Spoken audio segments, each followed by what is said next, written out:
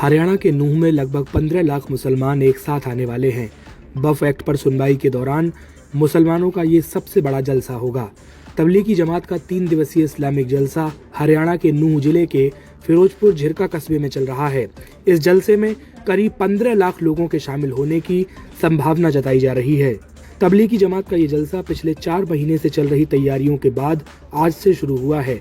खास बात यह है कि जलसे का आयोजन जिस जगह हो रहा है वहां 50% जमीन हिंदुओं की है। इस जलसे में हिस्सा लेने के लिए देश भर के लोग यहां पहुंच रहे हैं और अब ये एक बड़ा धार्मिक आयोजन बन चुका है। आयोजन स्थल पर 21 एकड़ में एक बड़ा पंडाल तैयार किया गया है, जहां लोग बैठ सकेंगे और 100 एकड़ की जमीन पर बाकी की व्यवस्थाएं की गई हैं। चारों दिशाओं में 20-20 एकड़ में पार्किंग की व्यवस्था की गई है ताकि ट्रैफिक के दबाव को कम किया जा सके। इसके अलावा आयोजकों ने यह सुनिश्चित किया है कि पंडाल के आसपास गाड़ियों की आवाजाही पर पूरी तरह से रोक लगा दी जाए। केवल पैदल आने जाने वालों को ही अनुमति दी गई है। पंडाल के बाहर ट्रैफिक को नियंत्रित करने के लिए पुलिस के जवान तैनात किए गए हैं, जबकि पंडाल के अंदर की व्यवस्था को तबलीगी जमात से जुड़े वॉलंटियर संभालेंगे। पिछली बार ये जलसा राजस्थान में आयोजित हुआ, लेकिन इस बार इसके लिए फिरोजपुर झिरका शहर को चुना गया।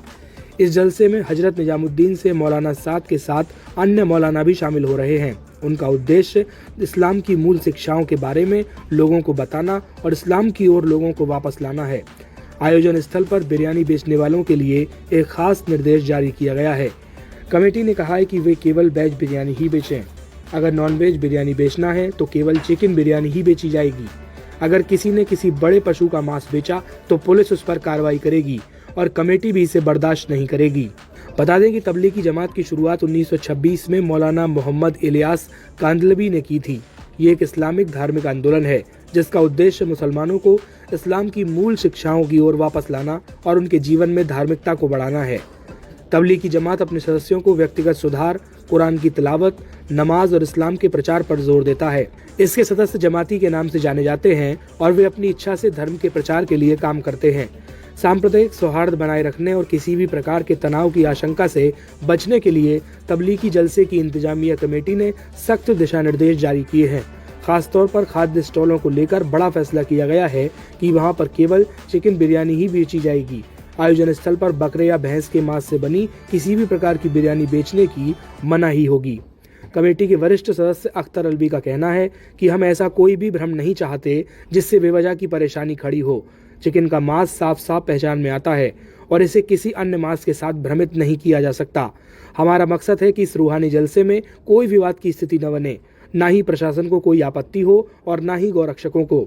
आमतौर पर इस तरह के आयोजनों में बकरे और भैंस के मांस की बिरयानी काफी लोकप्रिय होती है, लेकिन इस बार कमेटी ने परंपरा से हटकर एहतियात को तरजीह दी है। उन्होंने चेतावनी दी है कि यदि कोई विक्रेता इन निर्देशों का उल्लंघन करता पाया गया तो उसके खिलाफ सख्त कार्रवाई की जाएगी।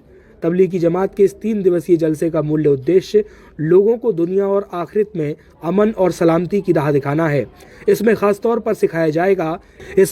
पर बताया जाएगा कि इंसान अपनी जिंदगी को अल्लाह के बताए हुक्मों के मुताबिक कैसे ढाले और नबी पाक की सुन्नतों के रास्ते पर आगे कैसे